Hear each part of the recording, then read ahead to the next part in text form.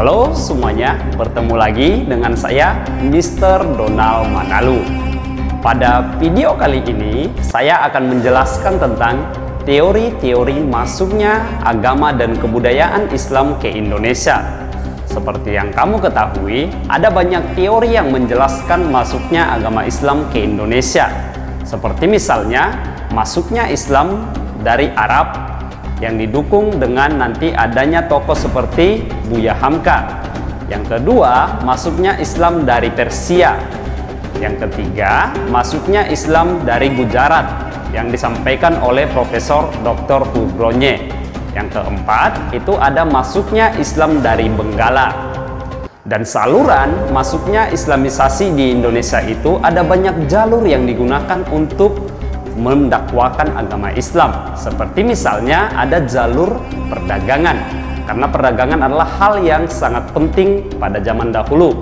Yang kedua, ada yang namanya jalur perkawinan. Yang ketiga, ada jalur pendidikan ataupun dakwah. Yang keempat, ada beberapa tokoh yang menggunakan jalur kesenian seperti wayang maupun gendang. Yang terakhir itu ada yang namanya jalur penaklukan ataupun peperangan. Jadi nantinya supaya kamu mengetahui lebih lanjut tentang teori masuknya agama Islam ke Nusantara, silakan kamu simak penjelasan video berikut ini.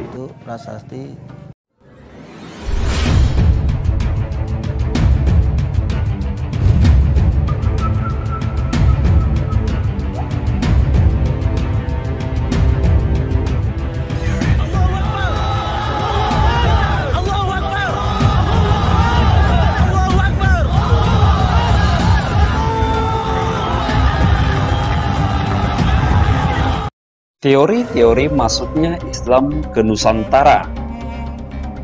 Seperti yang kita ketahui, hubungan perdagangan antara Nusantara dengan daerah-daerah seperti Gujarat di India, Persia, Mesir, dan Arab telah berlangsung selama ribuan tahun yang lampau. Dengan adanya hubungan ini telah memungkinkan masuknya agama dan kebudayaan Islam ke Indonesia karena adanya hubungan baik dalam perdagangan.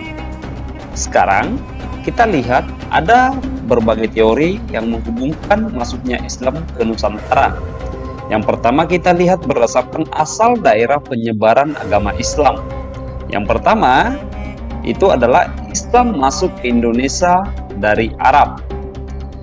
Agama Islam di Indonesia ada yang mengatakan masuk ke Indonesia pada abad ke-7 Masehi. Ini didukung dengan dalam berita Cina pada zaman dinasti Tang disebutkan ada orang-orang Tasi ingin menyerang kerajaan Holing. Seperti yang kita pelajari pada bab sebelumnya, kerajaan Holing ini dipimpin oleh Ratu Sima.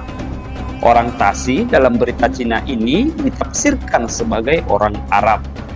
Hal yang sama juga tertulis dalam catatan Jepang pada 748 Masehi. Di sana diceritakan bahwa masa itu di Kanton terdapat banyak kapal dari Pose dan Tahi Kuo. Istilah Pose di sini itu adalah sebutan untuk orang-orang Melayu, sedangkan Tasi itu adalah sebutan untuk orang Arab dan Persia. Ada banyak tokoh pendukung daripada teori yang berasal dari Arab ini. Salah satunya adalah Buya Hamka, seorang tokoh Islam yang berasal dari Sumatera Barat. Buya Hamka mengatakan bahwa jalur perdagangan antara Arab dan Nusantara telah berlangsung jauh sebelum abad ke-13 Masehi. Penyebaran Islam ke Nusantara itu didorong oleh motivasi dan spirit penyebaran agama Islam melalui dakwah. Buya Hamka menolak anggapan bahwa Islam itu dibawa oleh pedagang dari Gujarat. Karena menurut Buya Hamka, Gujarat India itu hanya sebagai persinggahan pedagang dari Arab yang ingin datang ke Indonesia. Sehingga di mana Buya Hamka ini menyampaikan bahwa dalam sebuah seminar tentang masuknya Islam ke Nusantara yang diadakan di Medan, Provinsi Sumatera Utara pada tahun 1963, beliau mengatakan bahwa Islam sudah ada di Indonesia atau di Nusantara sejak abad ke-7 Masehi. Hal ini didukung dengan adanya naskah-naskah Cina yang mengatakan bahwa pedagang Arab itu telah bermukim di pantai barat Sumatera. Hal ini nantinya ditandai dengan pemukiman-pemukiman yang ada di Kecamatan Baru, Sumatera Utara. Hal-hal lain yang dikemukakan oleh Buya Hamka adalah di mana raja-raja kerajaan Samudra Pasai itu menganut yang namanya mazhab Syafi'i. Mazhab Syafi'i ini pada saat itu terbanyak berada di Mesir dan Arab. Hal ini bisa menjadi pembuktian bahwa agama Islam itu berasal dari Arab. Bukti lain yang coba dikemukakan adalah raja-raja Samudra Pasai yang bergelar Al-Malik seperti gelar yang dipakai di Mesir. Sedangkan gelar Syah yang berasal dari Persia itu baru digunakan di Malaka pada awal abad ke-15. Bukti pendukung lainnya adalah ditemukannya makam nisan yang ada di Barus. Banyak yang meyakini bahwa Barus adalah awal peradaban Islam di Nusantara. Barus adalah nama sebuah kecamatan di pantai barat Kabupaten Tapanuli Tengah, Provinsi Sumatera Utara. Barus juga pernah tercatat dalam catatan-catatan asing lebih dari 1000 tahun yang lampau. Para pedagang timur yang datang untuk berdagang ke Barus ini mengenalkan budaya-budaya baru kepada masyarakat di tepian pantai. Salah satu jejak peninggalan Islam di Barus itu adalah makam di Mahligai dengan ciri yang khas yang membedakan dengan nisan yang ada di wilayah asing. Itu adalah bukti adanya teori Arab. Yang kedua, kita lihat Islam masuk ke Indonesia dari Persia. Sebagian ahli mengatakan bahwa Islam masuk ke Indonesia pada abad ke-13 itu dari Persia. Seperti yang kamu tahu, Persia kalau di zaman sekarang itu adalah Iran yang kamu kenal sekarang. Hal itu didasarkan pada peristiwa di mana jatuhnya dinasti Abbasiyah di Persia akibat daripada serangan bangsa Mongolia yang dipimpin oleh Kublai Khan. Pendukung teori ini adalah Umar Amir Hussein, di mana Umar mengemukakan bahwa sukuleran dari Persia itulah yang menyebarkan agama Islam ke Indonesia. Kenapa dikatakan sedemikian? Karena di Jawa Timur itu ada namanya Kampung Lerang. Pendukung lainnya adalah terdapat peringatan wafatnya Husain putra Ali bin Thalib di Karbala pada bulan Muharram. Sama seperti masyarakat Persia, dalam upacara itu masyarakat Persia mengarak peti yang disebut dengan tabut. Dan setiap tahun Muharram sekarang, masyarakat di beberapa wilayah Indonesia masih menggunakan tradisi-tradisi tabut ini dan menjadi tradisi Indonesia. Jadi ini ada kesamaan dengan budaya yang ada di Persia. Teori yang ketiga adalah Islam masuk ke Indonesia dari Gujarat. Kalau kamu tahu, Gujarat itu berada di India. Kamu bisa lihat dalam peta bahwa Gujarat itu adalah wilayah yang ditandai dengan warna merah. Dari sinilah katanya Islam datang ke Indonesia. Salah satu tokoh yang mengemukakan ini adalah Profesor Snoep Hurdronje dari Belanda yang mengatakan bahwa Islam bukan berasal dari Arab tetapi dari Gujarat, India. Beliau mengatakan kaum saudagar Gujarat datang melalui Selat Malaka dan menjalin kontak dengan orang-orang lokal di bagian barat Nusantara, dan hal inilah yang kemudian nantinya melahirkan Kesultanan Samudra Pasai. Salah satu bukti yang mendukung teori ini adalah ditemukannya makam Malik As-Saleh dengan angka tahun 1297. Seperti yang kita tahu, nama asli daripada Malik As-Saleh ini adalah Merah Silu. Itu adalah nama sebelum masuk kepada agama Islam. Ia adalah tokoh pendiri Kesultanan Samudra Pasai di Aceh. Ini bisa kita lihat adalah makam daripada Sultan Malik As-Saleh yang merupakan raja pendiri Kesultanan Samudra Pasai. Teori Gujarat dari Mokwiti, di mana Mokwiti mengatakan bahwa agama Islam di tanah air itu berasal dari Gujarat. Ini berdasarkan bukti peninggalan artefak berupa batu nisan di Samudra Pasai, kawasan utara Sumatera, yang ditemukan pada angka tahun 1428 Masehi. Adapun batu nisan itu memiliki kemiripan dengan batu nisan makam Maulana Malik Ibrahim di Jawa Timur. Dan hal ini juga memiliki bentuk nisan yang sama dengan batu nisan yang berada di Cambai, Gujarat, India. Jadi dari kesamaan inilah mereka nanti menafsirkan bahwa Islam itu berasal dari Gujarat, India. Tapi nanti banyak yang menentang daripada teori Gujarat ini. Bahkan banyak tokoh yang mengatakan ketika itu pada abad ke-13 ini, Gujarat, India itu masih menjadi bagian daripada kerajaan Hindu. Bagaimana mungkin Islam disebarkan dari Gujarat jika kerajaan di sana masih beragama Hindu?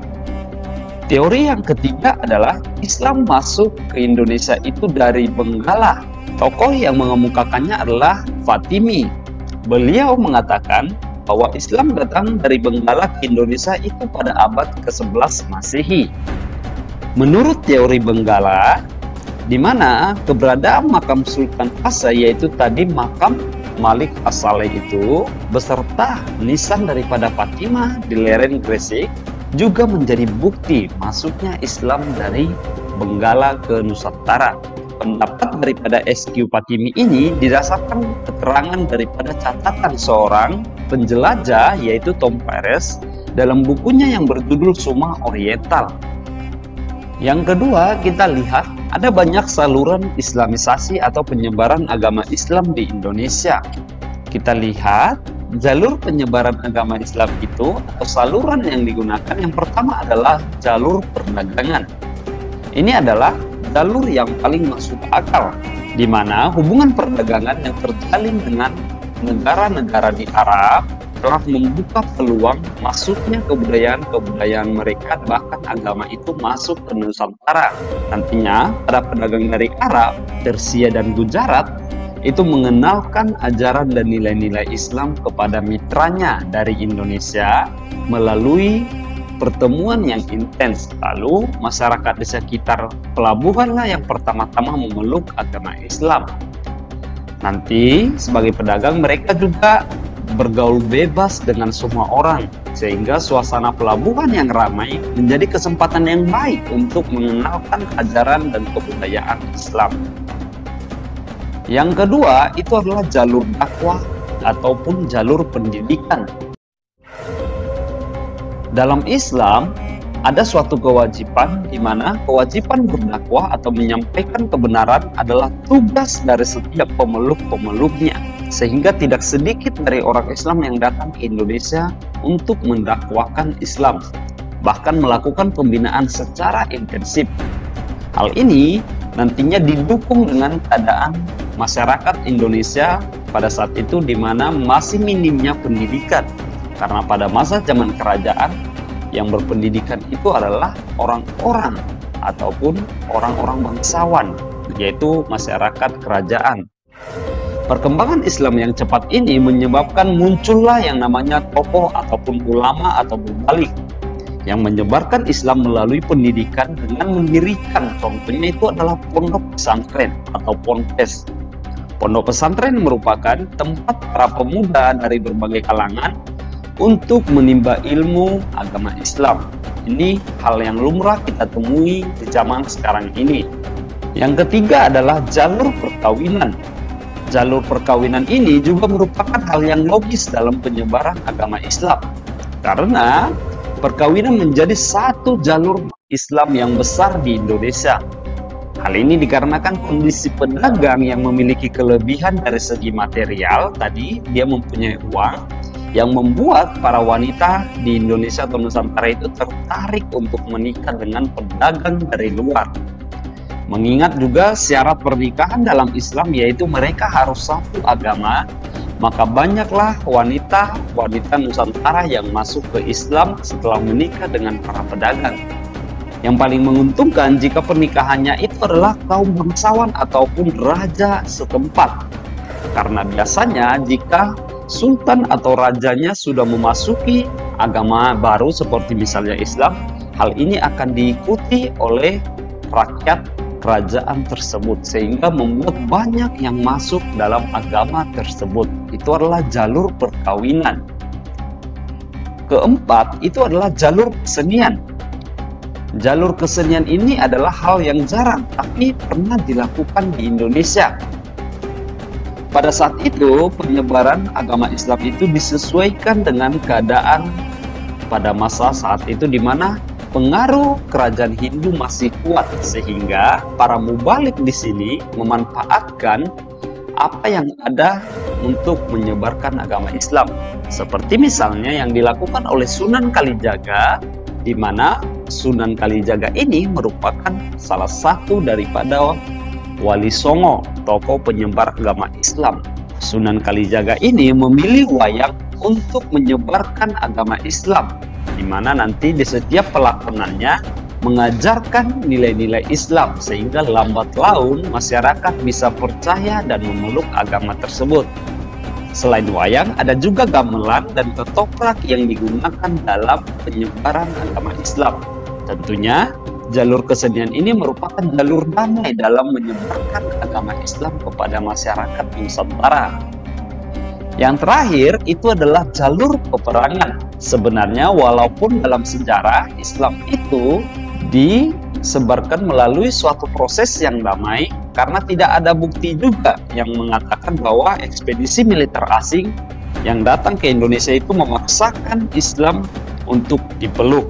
Tapi penyebaran damai melalui kesenian tadi tentu ada perbedaan juga, yaitu di mana di beberapa tempat setelah suatu kerajaan Islam mengalahkan kerajaan lain, maka daerah yang kalah tersebut akan terjadi yang namanya proses Islamisasi, sehingga di sini terkesanlah agama Islam itu disebarluaskan melalui peperangan.